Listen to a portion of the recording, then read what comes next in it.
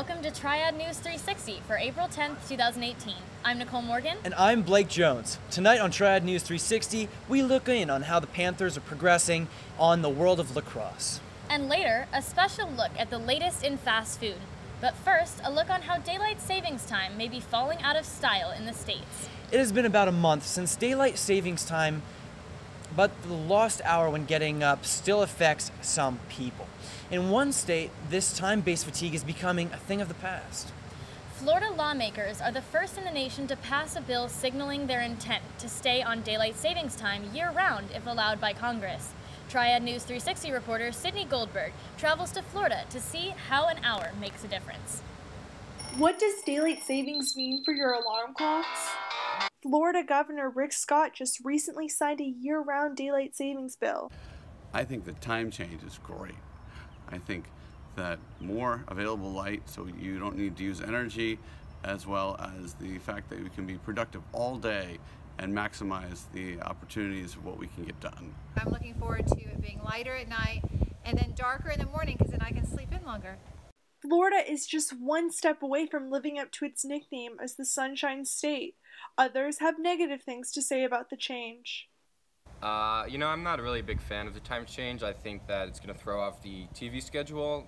Primetime games on Sunday and Monday night are going to start later at like 9:30 and not going to end till 1, and that's going to throw off my sleep schedule.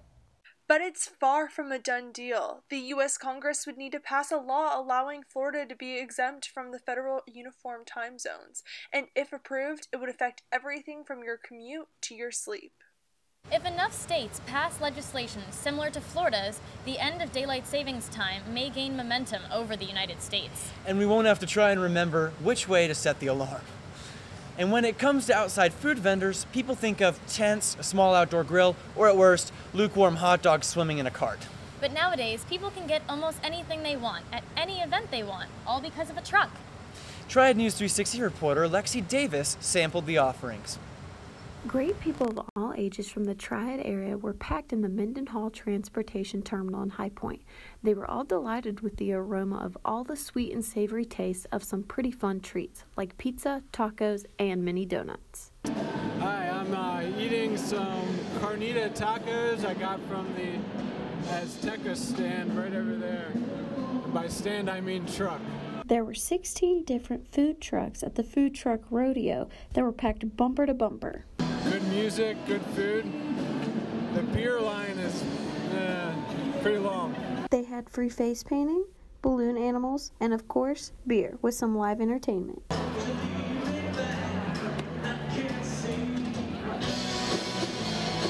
It's not white tablecloths, but some even think it's better. Taqueria Azteca, and we're from Greensboro, North Carolina, and we come to all the food truck festivals in the Triad, and all throughout the states. We've been to Wilmington, Virginia, and South Carolina, and we've been doing this for about 6 years now. Even the sloppy nachos at the Bacon Essence food truck were hard to resist. So we decided to sponsor this event. It brings the community together. We support local charities and believe that bringing everybody together supports a worthwhile cause.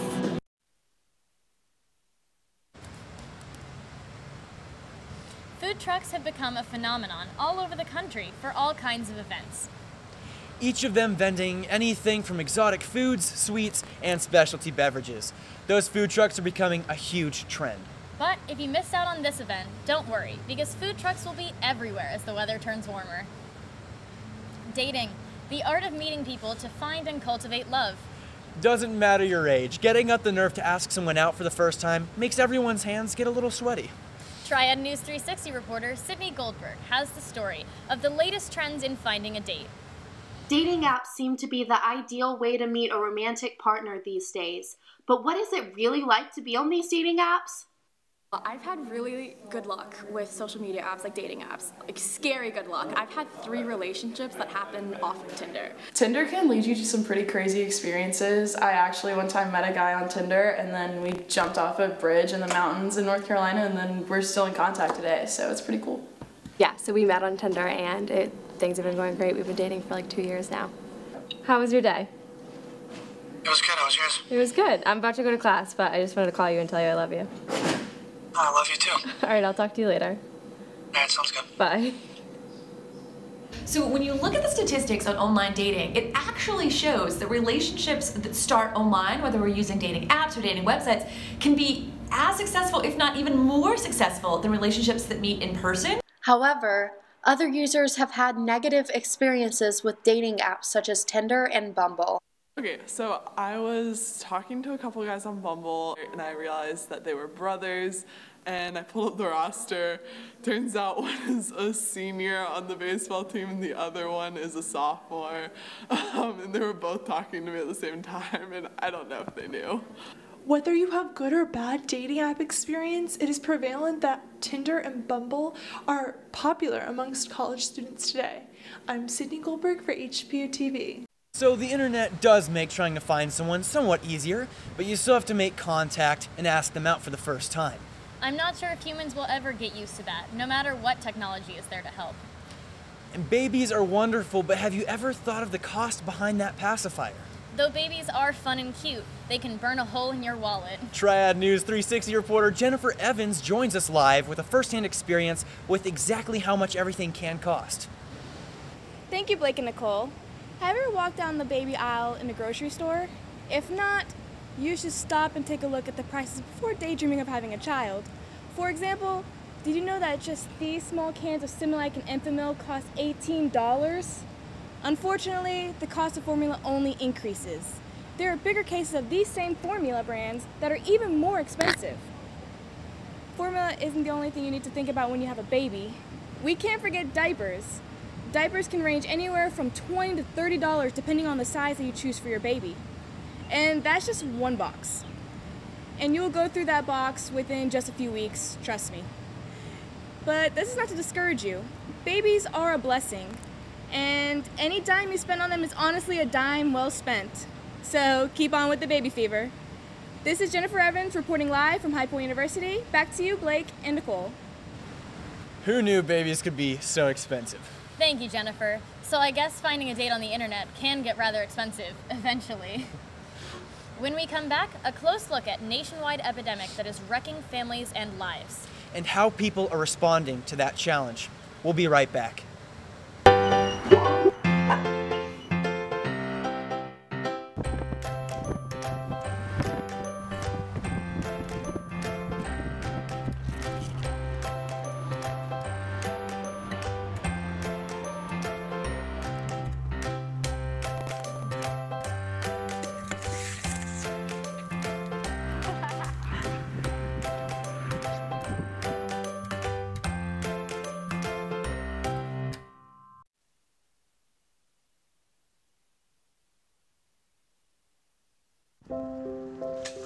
I want to eat apples and bananas.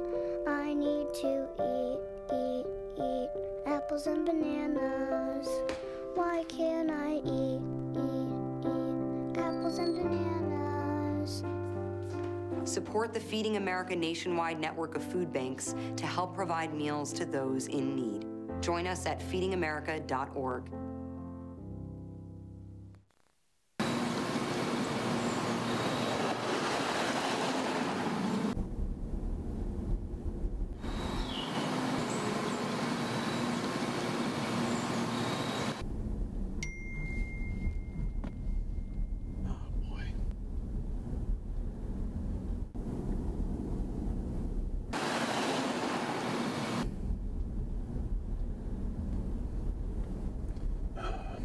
How am I going to pay for this? Hello and welcome to Triad News 360. I'm Nicole Morgan. And I'm Blake Jones. Tonight we have a special segment on the drug epidemic that is attacking America, specifically in the city of High Point, North Carolina. Triad News 360 reporters Paris Dunford and Ashley Brooke Daniels join us live to examine this overwhelming issue in our communities. Paris, Ashley Brooke? Opioid addiction is sweeping the country and leaving wrecked families in its wake. Law enforcement has all it can handle, but there's no way giving up. I spoke with the people who put on the uniform and take up the fight. Nation is going through a crisis. The opioid epidemic is something that is impacting states and counties all over our country. 316 overdoses were recorded in the High Point area last year in 2017. Here I am standing in front of Caring Services, which is a recovery program for people who are wishing to change their lifestyles. I'm Ashley Burke-Daniels reporting for Triad News 360. From 1999 to 2016, more than 12,000 North Carolinians died from opioid-related overdoses. This crisis began as prescription drugs were prescribed at higher doses and more often, which led to an epidemic ending in heroin addicts. This issue is devastating families and breaking communities. High Point is one of the North Carolina cities that is truly struggling. Deputy Dylan Wiesner discusses his experience from a law enforcement standpoint working for High Point Police Department. I mean, obviously it puts a strain on us and on the public in High Point because they find needles laying on the side of the road. A kid can pick it up and stick himself with a used needle. And it obviously takes resources for us because we're having to respond to these calls and help people that are overdosing on heroin. Wiesner explains that pain medication and heroin does not discriminate. It's pretty bad everywhere right now, but it comes in waves. Like we'll get a couple months where we work a bunch of overdoses and then we won't get any for a while. And then another batch will come out where it's got a lot of fentanyl or what have you in it, and it gets worse and people are overdosing again. So it really doesn't have an age that people pick. Really all ages. I've worked some for people 16, 17, 18 years old all the way up in their 50s and 60s. High Point Police Department's goal is to find the source that is distributing to these addicts. I think the biggest thing is for us to be able to find the people that are selling it and distributing it inside High Point and getting rid of them, because I know High Point's a big hub for heroin trade, so that it goes to Thomasville, Greensboro, Winston, all the surrounding cities, and a lot of them come back to High Point. Thank you, Deputy Dylan Wiesner from High Point Police Department, for taking the time and answering our questions. From 1999 to 2016, more than 12,000 North Carolinians died from opioid-related overdoses, according to North Carolina Health and Human Services. This crisis began as prescription drugs were prescribed at higher doses and more often, which led to an epidemic ending in heroin addicts. High Point is one of the North Carolinian cities that is really struggling. High Point is considered the heroin capital of North Carolina, according to High Point Deputy Shannon Payne, with 316 opioid-related deaths in 2017 and 51 already in the year of 2018. We obtained these next few statistics from the HPPD public record files from the High Point Police Chief Kenneth Schultz, who discussed them with us was Deputy Shannon Payne. The majority of these people abusing these types of drugs are actually white, male, and females, and this demographic of people make up for the 300 deaths out of the 316. The most devastating factor is that some children were present to witness these overdoses that resulted in death. 22 out of the 316 of deaths were seen by children. This epidemic is also making our streets even more unsafe. With 14 traffic incidents in 2017, people involved were overdosing at the wheel. The opioid epidemic is not only causing problems for law enforcement, but it is devastating families and communities. Triad News 360 has a story on one family that was ruined by addiction. Morgan Goldstein is an average 20-year-old living away at college. Her family life, however, isn't so average. My mother is a drug addict, and she has been abusing painkillers since I was in 5th grade about. Goldstein's mother's addiction started by using her children's medications. Her drug addiction essentially split up my parents. My mom cheated on my dad, and my parents are now divorced. So it has completely torn apart my family. Goldstein believes that people need to be more cautious when it comes to drugs. The drugs started with my brother. Actually, my younger brother is severely ADHD, and he is prescribed Adderall and Concerta. And my dad noticed he was doing really bad in school, and my dad checked his pills one day and they were all gone, and he hadn't been taking pills for the last 6 months. My mom was taking them. Goldstein believes that people need to be more cautious when it comes to drugs. Something that people really need to be aware about, and how I don't think people understand how hereditary it really is. I know, I always watch myself. Morgan hasn't talked to her mom in over 2 years, but her mother's addiction has really brought her brothers and dad to be closer than ever. I'm Paris Dunford, reporting for Triad News 360. Morgan's mother has been 2 years clean, but the damage her addiction has caused to her and her daughter's relationship cannot be repaired. Morgan mentioned that her mom would go away for months at a time to rehab, which caused her to be absent from her children's younger years. There's recovery resources available that have the goal to help these individuals get their lives back on track. And we had the opportunity to speak with Caring Services and experience what their environment was like in downtown High Point. Organizations like Caring Services in High Point are trying to give these citizens the help they really need. Teresa Hinkle, the Program Development Director at Caring Services, explained to Triad News 360 how the organization is a 2-year program for low-income to no-income addicts. They do not accept any form of health insurance, and they are the only organization in High Point that provides housing for the program. Hinkle says that a majority of the people they receive as patients started abusing prescription medications from their wisdom teeth surgery or a high school sports injury. In my interview with Deputy Dylan Wiesner, we talked about lots of things that are going on, but one of the things that we said was Hickory, North Carolina is the 5th in the state for opioid use. And we actually had a reporter have the opportunity to speak with one of these people. So Hickory, North Carolina was recently named 5th in the country when it comes to opioid abuse. Alex Paspa, a Hickory native and filmmaker, has experienced the impact of opioids can cause firsthand. Triad News 360 reporter Kevin McMahon found that Paspa decided enough was enough. He used his sci-fi movie to create change.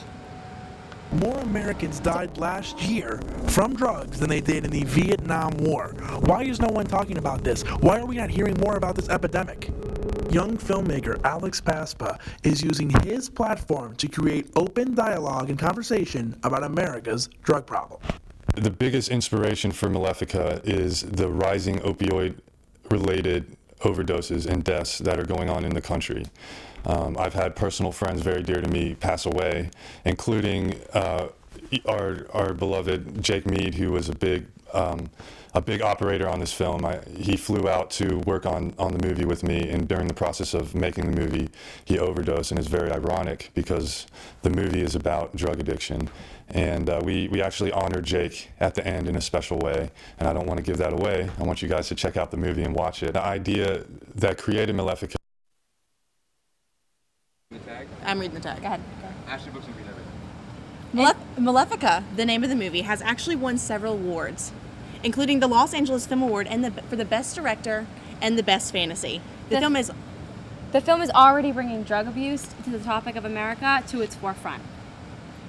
In my interview with Deputy Dylan Wiesner, he told me that these entities, such as government, law enforcement, and rehab centers, need to work together to find the solution to this problem. According to North Carolina Health and Human Services, they are working on connecting people to preventative health care, substance use disorder treatment, and community support.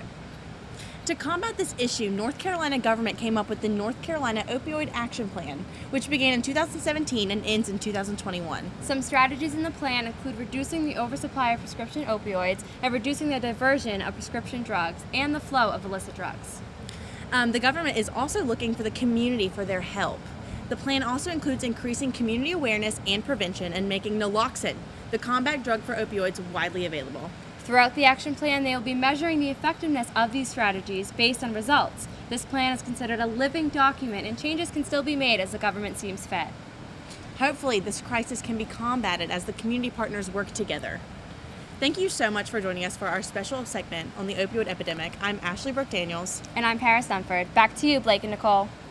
Thank you so much, Ashley, Brooke, and Paris, for that in-depth look at the opioid crisis in our neighborhoods. Coming up next on Triad News 360, we will be looking at the team with the toughest schedule in the country, and they're right here in the Triad. And more on the High Point University sports. We will be right back. Well, Thomas, you've got pre-diabetes, but with more exercise and a change in diet, it can be reversed. I've tried exercising. It just makes me hungry for bacon. I love bacon, too. And who really likes to exercise? Not me. Me neither. Nobody. So we're good? What? Oh, you still have pre-diabetes. Big time. Littering is a problem that is slowly destroying our Earth, one piece of trash at a time. $11.5 billion is spent each year cleaning up litter among the United States. Cigarette butts account for 50% of all litter in America. Be responsible with your trash. Wait till you're near a park or gas station to safely throw away your trash in a trash can. We only get one planet. Stop the littering.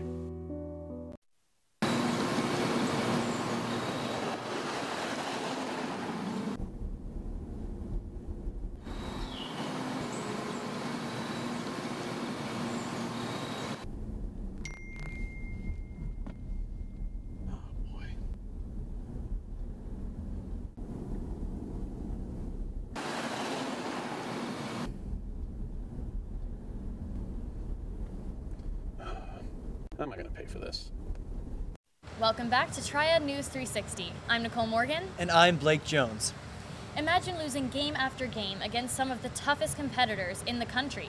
There's a local team in the Triad area that knows what it is like to battle back when the odds are against them. Triad News 360 reporters Cassidy O'Brien and Shannon Cox were able to give us a closer look at a brotherhood like no other. Here comes the shot, it's scored. Cavaliers winning the face-off battle. Here's a quick shot and score. He's in front of the cage. 1-0 Blue Devils.